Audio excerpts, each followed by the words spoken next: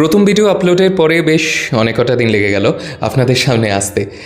আগের দিন আমরা আলোচনা করেছিলাম যে দাঁত যদি না থাকে কোনো কারণে, ক্যাভিটিজনিত কারণে অথবা যে কারণেই হোক, যদি লস হয় তাহলে কিভাবে আমরা আবার আপনার স্মাইলটাকে ফিরিয়ে আনতে পারবো, দাঁতটাকে রিপ্লেস করতে পারবো। সেই নিয়ে আমরা কথা বলেছিলাম ক্রাউন ব্রিজ বা ইমপ্ল্যান্ট নিয়ে। কোনটা ভালো, কোনটা কার দাম বেশি, কার দাম কম, কোনটা বেশি টেকসই, এইসব নিয়ে। এ ব্যাপারে কিন্তু বিস্তারিত আলোচনা আমাদের এখনও শেষ হয়নি। এর মধ্যে অনেক সাব টপিকস রয়েছে, আমরা ধীরে ধীরে আলোচনা করব। কিন্তু আজকে আমরা একটু টপিক শিফট করব। কেন করব তার কারণ হচ্ছে আমাদের কমেন্ট বক্সে এবং আমাদের মেসেঞ্জারে অনেক প্রশ্ন এসেছে। আচ্ছা ডাক্তারবাবু, একটু দাঁতের দাগ ছোপ নিয়ে যদি কিছু কথা বলেন। বলবো আজকে দাঁতের দাগ ছোপ নিয়ে, তবে একটু ট্র্যাডিশনাল ওয়ে নয়, আমরা একটু অন্যভাবে আজকে এই ব্যাপারটাকে ডিসকাস করব। কীভাবে অনেকের দাঁতের এই দাগ ছোপ নিয়ে অনেক ছোট ছোট মিথ রয়েছে, আমরা লজিক্যাল ওয়েতে সেই সব মিথগুলো আজ ভেঙে দেবো, লজিক্যাল ওয়েতে। এভাবেই আজকে আমরা ডিসকাস করব।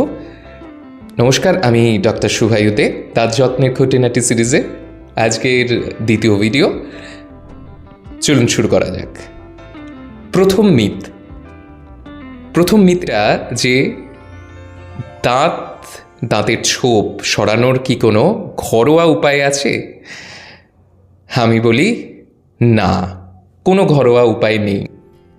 এই নিয়ে যদি আপনারা আপনাদের বন্ধুবান্ধব বা পাড়া প্রতিবেশীর সঙ্গে ডিসকাস করেন, অনেকে পরামর্শ দেন যে ডেন্টিস্টের কাছে না গিয়ে বরং ওই দাঁতে তেল, নুন অথবা অনেকে তো ছাই দিয়ে মাজারও পরামর্শ দেন।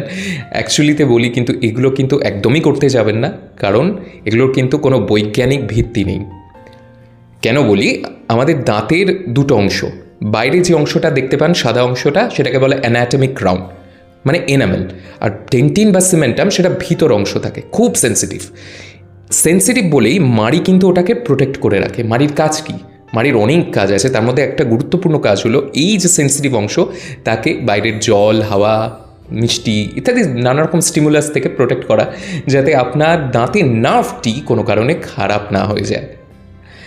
এই জন্যে আমাদের ডেলিকেট অংশ মানে গামটার ওপরে যদি কোনো কারণে খুব বেশি জোরে ব্রাশিংও করা হয়, তাহলেও কিন্তু পেশেন্ট অনুভব করেন যে প্রচণ্ড পরিমাণে সেন্সিটিভিটি হচ্ছে। ডেন্টাল সেন্সিটিভিটি খুব ইম্পর্ট্যান্ট একটা টপিক, সাব টপিক্স। আমরা বেশি দূর এগোবো না, কারণ আমাদের আজকে প্রমিস করেছি আমরা যে আমরা টপিকের মধ্যেই স্টিক করে থাকবো। তো এটা গেল প্রথম মিথ। আমরা বললাম যে কোনোভাবেই ঘরোয়া উপায় কিন্তু আমরা এটাকে মেনটেন করে রাখতে পারি না। হ্যাঁ, তবে একটা চিরন্তন উপায় তো রয়েইছে, সেটা হলো দাঁত মাজা। সেটা আপনাদের করতেই হবে। সকালে উঠে একবার, রাত্রে ঘুমাতে যাওয়ার আগে একবার। গুড মর্নিং আর গুড নাইট। সকালে উঠে দাঁত ব্রাশ করবেন, রাত্রে খাওয়া দাওয়া শেষে ঘুমাতে যাওয়ার আগে বিফোর বেড আপনাকে কিন্তু একবার দাঁত ব্রাশ করতেই হবে। দাঁত ব্রাশ করারও অনেক পদ্ধতি বা এইসব নিয়ে আমরা বিস্তারিত আলোচনা করব। এখন আমরা চলে যাব দ্বিতীয় মিথ যাওয়ার আগে প্রশ্ন আসে একটা, যে তাহলে ঘরোয়া যদি উপায় নেই, তার মানে নিশ্চয়ই ডেন্টিস্ট কিছু একটা করবেন। ডেন্টিস্টের কাছে গেলে কি করবেন? ডেন্টিস্ট করবেন আপনার প্রফেশনাল ক্লিনিং বা ওরাল প্রোফাইল্যাক্সিস। তার মধ্যে প্রথম স্টেপ যেটা থাকে তাকে বলা হয় ডেন্টাল স্কেলিং। অর্থাৎ আপনার দাঁতের মধ্যে যে ময়লা জমেছে বা পাথর জমেছে বা দাগছোপ জমেছে, তাকে আমরা প্রফেশনাল ওয়েতে ক্লিনিং করছি। তাহলে এই স্কেলিং করলে তো ডাক্তারবাবু দাঁত নড়ে যায়। দ্বিতীয় মিথ, স্কেলিং করলে দাঁত নড়ে যায় বা দাঁত ফাঁকা হয়ে যায়। এর উত্তর দেব, আমি বলবো না। আপনি আপনার ঘরের যদি ময়লা জমে কী করেন? প্রত্যেক দিন ঝাড়ু দিয়ে বা সাফাই করে, মেড হোক বা আপনি নিজেই হোক, আপনি সেটাকে সাফাই করে বার করে দিচ্ছেন। তাহলে কি আমার ঘরটা পরিষ্কার থাকলো। এবার ধরুন আপনি একটা ঘরের মধ্যে প্রচুর পরিমাণে আবর্জনা ফেললেন, পরিষ্কার করছেন না, ডাম্প করলেন নোংরা বহুদিন ধরে। এবার করতে করতে একদিন আপনি তাকে পরিষ্কার করার সংকল্প নিলেন এবং এত কিছু কেমিক্যাল ইউজ করে তাকে পরিষ্কার করতে হলো, নইলে তার দুর্গন্ধই যাচ্ছিল না এত দিন ধরে, এবং করতে গিয়ে আপনি অসুস্থ হয়ে পড়লেন। তখন আপনি বলছেন যে এই যে এত নোংরা ছিল বলে পরিষ্কার করতে গিয়ে আমি অসুস্থ হয়ে পড়েছি। আদেও কি তাই? না, পরিষ্কার করতে গিয়ে অসুস্থ হয়নি, আপনার নেগলিজেন্সের জন্য আপনি কিন্তু অসুস্থ হয়েছেন। এবার এই ঘরটাকেই আপনি দাঁত বা ওরাল ক্যাভিটি দিয়ে রিপ্লেস করে দিন। একই ব্যাপার, আপনি যতদিন এই দাঁতের মধ্যে এই নোংরা জিনিসটি ফেলে রেখে দেবেন তত কিন্তু আপনার ট্রিটমেন্টের আউটকাম বাজে হবে। আজকে যদি প্রথম অবস্থায় আপনি করে নেন তাহলে তো আপনার কোনো সমস্যাই থাকবে না। আমরা তো ম্যাজিক করতে পারি না। হ্যাঁ, ম্যাজিকের মতো আপনার দাঁতের স্মাইলটাকে ফিরিয়ে আনতে পারি যদি আমাদের উপর আপনার ভরসা করেন, কিন্তু কোনো সায়েন্টিফিক উপায় ছাড়া আমরা কোনোভাবেই কিন্তু আপনাকে ওই অবস্থায় ফিরিয়ে নিতে পারি না। তো সায়েন্টিফিক উপায় বলে যে WHO রেকমেন্ড করছে প্রতি 6 মাসে একবার আপনাকে স্কেলিং করাতেই হবে। নতুন নিয়ম বলে যে যদি যাদের বেশি পরিমাণে নোংরা বা ওরাল হাইজিন মেনটেন হচ্ছে না, 3-4 মাসকে আমরা কিন্তু একটা ভিজিট রেকমেন্ড করি। স্কেলিং করলাম না করলাম সেটা পরের কথা, বাট 3-4 মাসে একবার সেক্ষেত্রে কিন্তু ডক্টর ভিজিট বা একটা আমাদের অ্যাপয়েন্টমেন্ট অবশ্যই দরকার হয়ে থাকতে পারে। তাই আমি বলি যে দাঁতের মধ্যে অনেক দিন পরিষ্কার না করার ফলে এই ক্যালকুলাস পাথর বা হচ্ছে আপনার এই বিভিন্ন রকমের নোংরা খাদ্যাবশেষের ক্যালসিফাইড অংশ জমতে থাকে। এবার জায়গাটা ধীরে ধীরে ধীরে ধীরে পলিশড হয়ে যান, দাঁত কিন্তু ক্রমাগত ফাঁক হতেই থাকছে, সেটা আপনারা বুঝতে পারছেন না। আপনার মনে হয় একটা মায়ার মধ্যে আছেন। এই মায়া কি বলে যে এই দাঁতের পিছনটা কিন্তু একদম ভালোই আছে, শুধু একটু পাথরটা জমেছে। ডাক্তারবাবুর কাছে যেই গেছিলাম আমরা স্কেলিং করেছি, করার পরে দাঁতে ফাঁকা হয়ে গেছে। আদেও তার নয়, দাঁতে ফাঁকা এমনিই ছিল, সেই ফাঁকাগুলো আপনার ওই নোংরা দিয়ে আটকানো ছিল।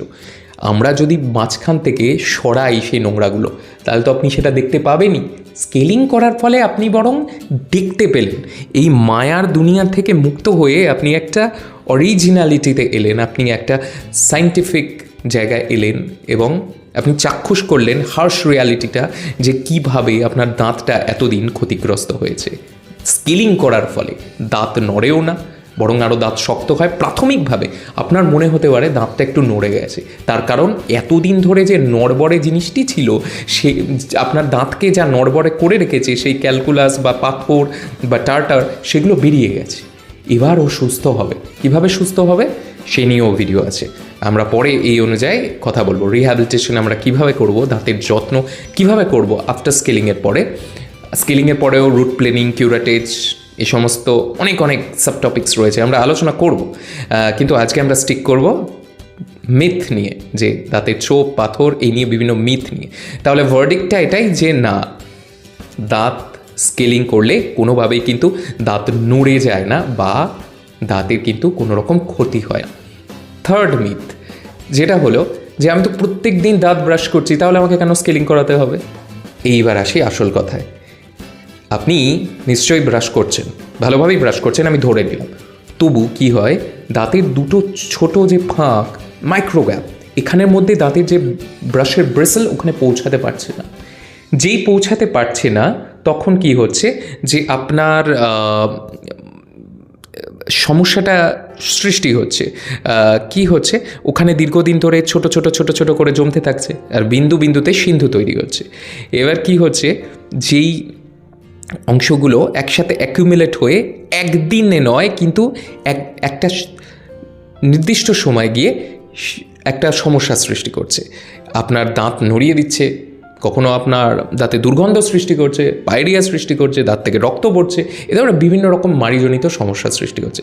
যার ফলেই কিন্তু আমরা বলছি প্রতি 6 মাস অন্তর একবার করে স্কেলিং করিয়ে নেওয়া, যাতে এই ধরনের সমস্যা না হয়। একটা কথা জানবেন যে পেশেন্ট তখনই ডাক্তারের কাছে আসে যখন কোনো সমস্যা দীর্ঘায়িত হয়। আমরা কোনো সমস্যা বাড়িয়ে দিই না ট্রিটমেন্টের ফলে।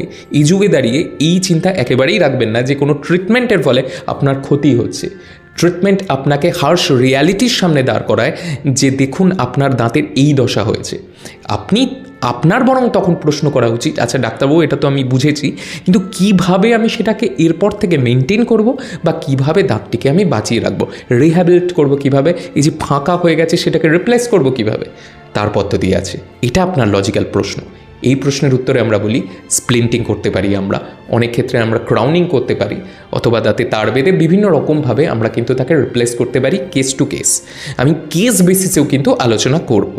তো এই 3টে মিথ সম্বন্ধে আজকে আমাদের আলোচনা হলো। নেক্সট ভিডিওতে নিশ্চয়ই কিছু ইনফরমেটিভ এরকমই দাঁত যত্নের খুঁটিনাটি নিয়ে আমি হাজির হব। ভালো থাকবেন, দাঁত নিয়ে সতর্ক থাকবেন, সুস্থ থাকবেন। নমস্কার।